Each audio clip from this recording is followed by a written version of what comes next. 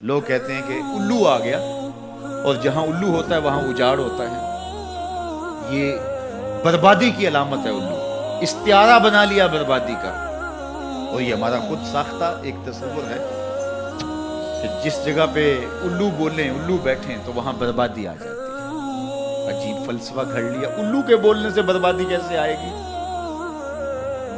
اور اندر کا نفس الو بن گیا تو پھر بربادی آئے گی.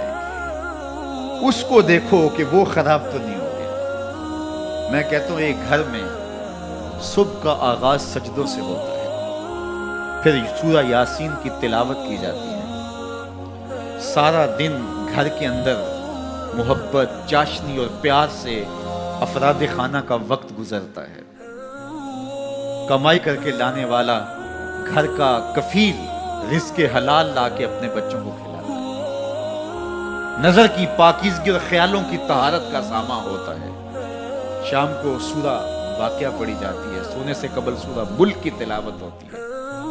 دہلیز پہ آنے والے سائل کو جھڑکا نہیں جاتا، مہمان کی عزت کی جاتی ہے، تکریم دی جاتی ہے.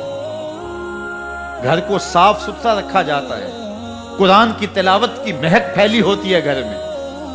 گھر کے اندر درخت پر 100 الو بھی بیٹھ جائیں اس گھر میں بربادی نہیں آئے گی. اور ایک گھر میں اللہ کے حکموں کو توڑا جاتا ہے. افراد خانہ ایک دوسرے کو گالم گلوچ کرتے ہیں. قرآن کبھی کھول کے کسی نے نہیں دیکھا، سجدے کی کسی کو توفیق نہیں ہوئی. تو گھر کے اندر جو مرضی رکھ لیں برکت نہیں ہوگی. میاں یہ تو تمہارے اعمال کا نتیجہ تھا، لیکن تم نے لگا دیا الو کے کھاتے کہ الو بیٹھ گیا، یہ سب کچھ بربادی ہوئی. تم نے وعدے توڑے، تم نے لوگوں کو 2 نمبر مال دیا، اس لیے تمہاری فیکٹری برباد ہوئی، اس لیے تمہاری دکان نہیں چل رہی. کہ تم کہتے کچھ ہو دیتے کچھ ہو. ایک مرتبہ جو دھوکہ کھاتا ہے وہ دوبارہ تمہاری دکان پہ نہیں آتا. یہ الو کا کام نہیں ہے، یہ تمہارے نفس کے الو کا کام ہے. لیکن تم نے الو پہ مڑ کے کسی منحوسہ، یہ فلاں منحوسہ ہماری دکان پہ آئی صبح، آج سارا دن گاہک ہی نہیں آیا. کیا فلسفہ تم نے تراشا؟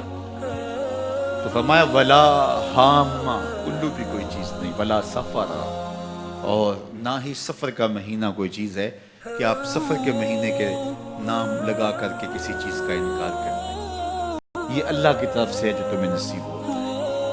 وَإِن يَمْسَسْكَ اللَّهُ بِضُرٍّ فَلَا كَاشِفَ لَهُ إِلَّا هُوَ. اللہ تعالیٰ تمہیں کوئی نقصان پہنچانا چاہے تو کوئی اس نقصان کو دور نہیں کر سکتا سوائے اللہ. اور اگر اللہ تمہیں کوئی بھلائی دینا چاہے، تمہیں بہتری عطا کرنا چاہے، فَلَا رَادَّ لِفَضْلِهِ، اللہ کے فضل کو کوئی واپس بھی نہیں کر سکتا، لٹا بھی نہیں سکتا. اللہ کے فضل کو کوئی ٹال بھی نہیں سکتا. سارا زمانہ لگ جائے کسی شخص کو نقصان پہنچانے کے لیے، لیکن اللہ کی نصرت اسے نصیب ہو، کوئی بال بھی بیکا نہیں کر سکتا. سارا زمانہ کسی کو فائدہ دینے میں لگا رہے، لیکن اللہ نہ چاہے تو ایک ذرے کا فائدہ بھی نہیں پہنچا سکتا. ایسا ہوتا ہے نا کہ مریض بہت دولت مند ہے اور اعلیٰ سے اعلیٰ علاج گاہ میں اس کو پہنچا دیا گیا.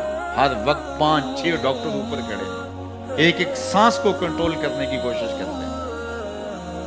کئی مشینوں کے اندر ایک ایک چیز کا ہر وقت ٹیسٹ ہو رہا ہے، لیکن موت آئی تو سارے ڈاکٹر ایک سانس کی بھیک بھی نہیں دے سکتے. اور دوسرا بیمار پڑا ہے، ہاسپٹل والوں نے بھی جواب دے دیا، اس غریب کو کسی پرواہ نہیں کی، اس کو باہر جھاڑے میں پھینک دیا. میرا مالک شفا دینا چاہے تو اسے عطا کر دے. شفا اللہ کے پاس ہے، موت اللہ کے پاس ہے، زندگی اللہ کے پاس ہے، خیر اللہ کے پاس ہے. وہ جس کو جو چاہے عطا کرے. اپنے عقیدوں کو مضبوط کرو، اللہ پر توکل کرو، اللہ پر بھروسہ کرو. وہ چاہے تو ہوتا ہے، وہ نہ چاہے تو کچھ نہیں. اس کے چاہنے سے ہے اور اس کے نہ چاہنے سے